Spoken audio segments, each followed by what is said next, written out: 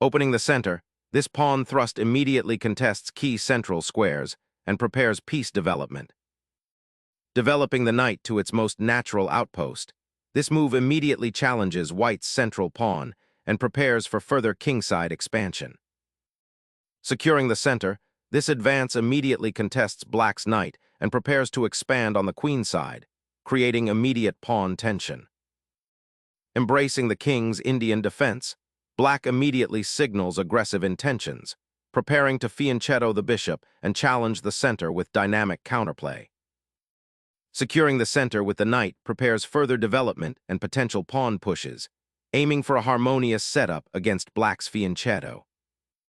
Unlocking the G7 bishop's potential aims to control the long diagonal and pressure white's central pawns. Solidifying the center and staking a claim, white dramatically expands his pawn presence.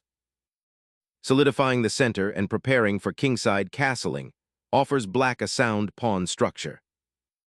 Solidifying the center and preparing for kingside castling, white continues to build a strong pawn presence.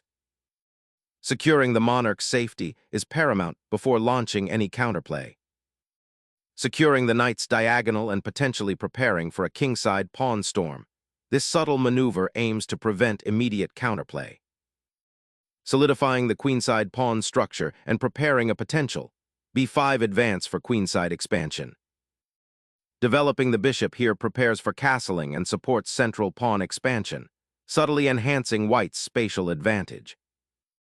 Securing the queenside pawn structure with a timely advance, preparing for B5 expansion.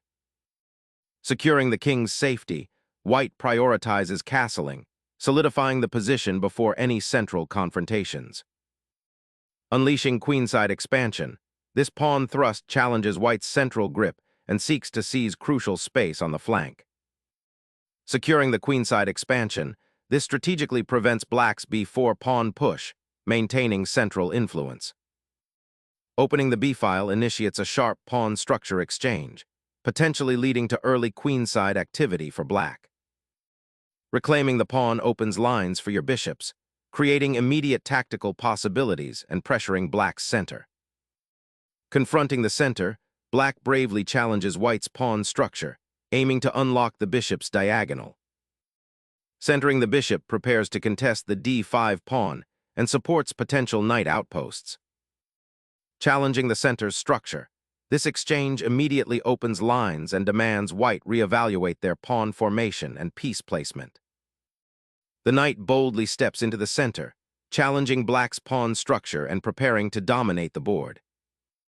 Initiating piece development, black aims to free the bishop and challenge the center's control.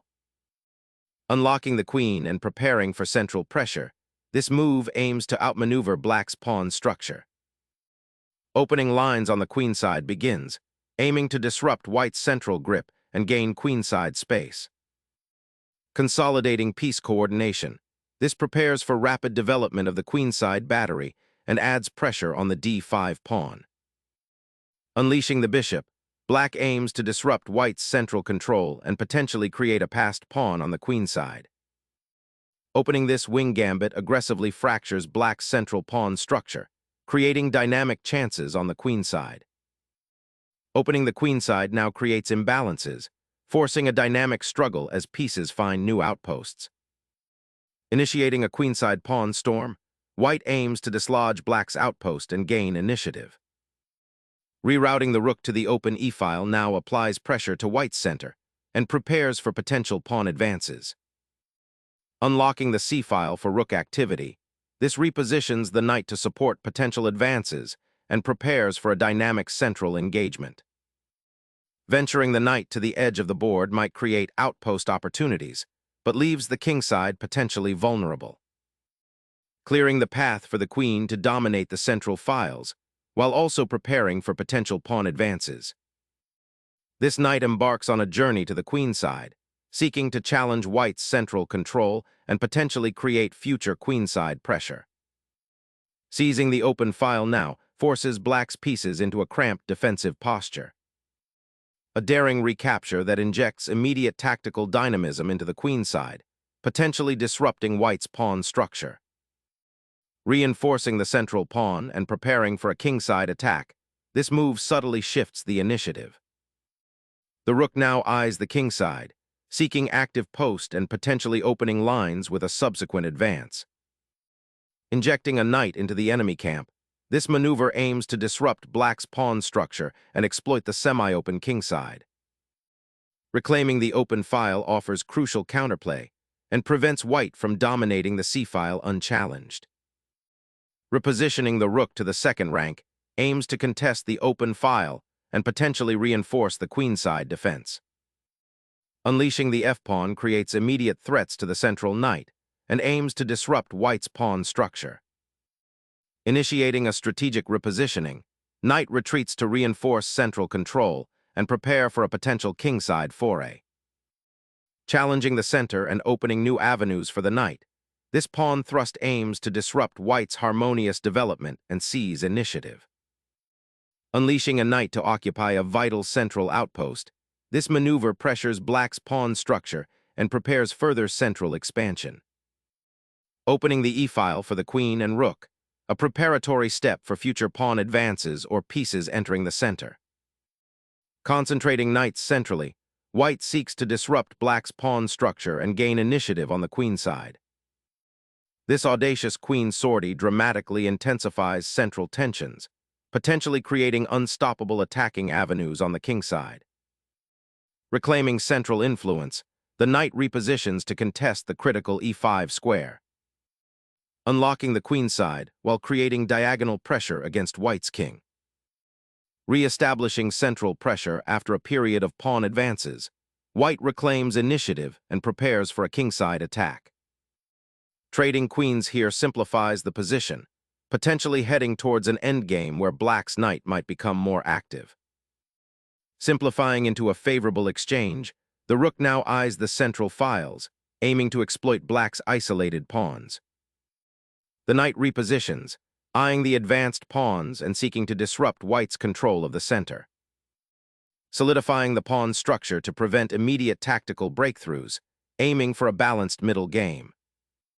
Pushing the g-pawn aims to create a dynamic defensive structure, but it significantly weakens the kingside for future attacks. Securing the king against potential pawn advances and opening a path for the rook to become active. Pivoting the knight seeks active squares, aiming to disrupt white's central control and create new attacking avenues. Repositioning the knight aims to contest central influence and eye potential pawn breaks, hinting at a shift toward active piece play. Unleashing the pawn chain's potential, f4 ignites a fierce kingside battle, creating dynamic imbalances and forcing white to reconsider their approach. Repositioning the rook to an open file anticipates the pawn advance and prepares to contest the center. Seeking shelter from the storm of white's advancing pawns, the knight boldly ventures towards the kingside, aiming for potential counterplay against an exposed monarch. Targeting the pinned knight now, a clever way to exploit the compromised pawn structure after that long exchange. Reclaiming central space with the knight reestablishes piece activity and threatens to infiltrate white's position. Shifting the rook to the semi-open b-file creates pressure and aims to exploit any weaknesses along that rank. The rook now aims to exploit the open c-file and pressure white's queenside pawn structure. Anchoring the rook on the open b-file solidifies central control and prepares for potential pawn pushes. Repositioning the bishop from its defended outpost to a more passive square, hoping to activate it later or support a kingside pawn advance. This maneuver aims to exploit the open b-file, potentially threatening the b7 square and disrupting black's defensive setup. Trading the bishop for the knight simplifies the position and eases black's defensive burden. The knight intercepts the threatened bishop, aiming to dismantle black's pawn structure and secure open lines. This knight repositions aggressively, eyeing central control and creating potential forks while reinforcing pawn structures. Probing the weakened dark squares around black's monarch with the rook is a good idea. Reclaiming the open file after the rook exchange allows for potential pressure on white's isolated pawns. Exchanging rooks simplifies into an endgame where white's centralized knight holds a crucial advantage. The exchange of major pieces opens up the d-file for black's remaining rook to infiltrate and exploit white's potentially vulnerable king. Opening the file offers a crucial pathway for the rook's redeployment and pressure. Opening the file for piece activity is a promising idea to contest white's advanced pawn. Seizing the open file with the rook aims to force concessions from black's rook, potentially weakening its defensive posture. Unlocking the knight's potential to disrupt white's pawn structure seems like the priority here. Consolidating forces on the 7th rank promises improved activity for the rook. Unleashing the knight to its d6 outpost creates a flexible defensive hub and prepares to contest the central files. Repositioning the rook to the d-file aggressively targets black's weakened d6 pawn. Sensing the pressure evaporating, black repositions the knight, preparing to consolidate his defenses. The knight's repositioning to g4 aims to control crucial central squares and potentially launch an attack on the kingside.